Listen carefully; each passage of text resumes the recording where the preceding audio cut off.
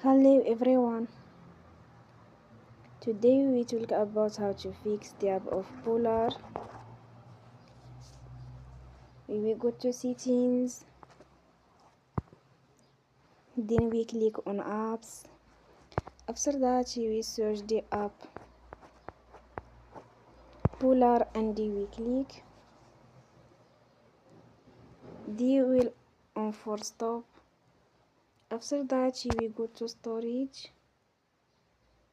Then we click on clear cache.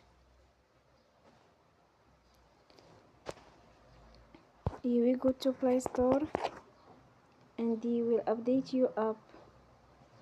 Don't forget to support us by like and subscribe. See you next time and thank you for watching.